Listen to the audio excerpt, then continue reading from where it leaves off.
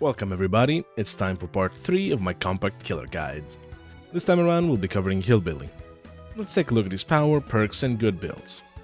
Hillbilly carries a chainsaw, which you can charge to sprint at 9.2 meters a second or 230% speed, but with limited steering. Survivors that you collide with during the sprint instantly get put on the dying state. It takes about 2.5 seconds to charge the chainsaw, and you move slower at 3.68 meters a second while charging. For the first second of the sprint, Billy can turn way more than during the sprint, which can be used to turn around corners earlier. Hitting a survivor, bumping into an object, or letting go of the charge power button will end the sprint and give you 3 seconds of cooldown. Charging into a breakable wall or pallet results in them breaking, taking about 1.2 seconds. So if your chainsaw is at least half charged, breaking a pallet like this is faster than kicking it.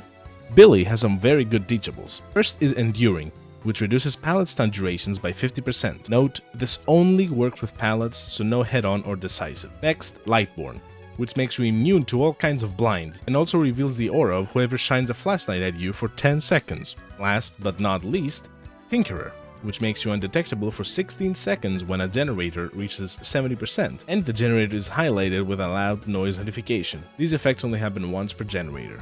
There is a couple of ways you can play Billy. For example, only using your chainsaw for mobility and chasing normally using your M1, or never using M1 at all. Obviously both are edge cases, and the most effective is to use them both until you get very good at Billy, at which point you'll be able to hit some crazy shots with a chainsaw. For beginners, I recommend changing Q and E on your keyboard and maybe the shoulders of your controller, not sure how that works. Turn left and right respectively. Billy when sprinting can only turn by moving your camera, so having actual buttons instead of moving your mouse all over can be helpful. When you find survivors in the open, make sure to get close to them before stunning your chainsaw for easier hits. It's also easier to aim towards the legs and pelvis, since the upper body moves too much to aim reliably. Billy's overheat isn't too impactful, but be careful. Every time you start charging, you gain a bunch of heat and keep getting hit while charging. Overheating during a sprint doesn't end the sprint. Moving on to builds. Using any perk in the game, you can get a very good build for Billy. Spirit Fury Enduring is a very good combo. We already explained Enduring, and Spirit Fury instantly breaks a pallet you get stunned by after breaking at least 2 other pallets. Billy can break pallets fast, and survivors need to use pallets to survive, making this a deadly combo. Then you can use the classic Pain Res Deadman Switch combo. Pain Resonance makes the gen with the most progress explode and lose 15% when hooking a survivor on a Scourge hook. Deadman Switch blocks any generator survivors stop repairing for 30 seconds after hooking the survivor. This to pair well, since Pain Res actually makes the survivor stop working on the gen when it explodes, blocking the gen in the process. Instead of that combo, you could use Overcharge and Eruption for some good regression. Overcharge makes gens you kick regress at 75% regression speed, increases to 200% after 30 seconds. Eruption highlights gens you kick in yellow, and when you down a survivor, all yellow gens explode, losing 10% progress, and any survivor working on those gens become incapacitated for 25 seconds, meaning they can basically interact with nothing other than pallets and vaults. As for a build with only general perks and Billy's own perks, we're gonna be using Enduring again, this time paired with Whispers, Monster Shrine, and Tinkerer. Whispers lights up on your HUD when a survivor is within 32 meters of you, basically inside your terror radius, letting you know that there is someone around you and you're not wasting your time. Monster Shrine, as we mentioned in the Wraith guide, makes survivors hooked on Scourge hooks, of which there's 4,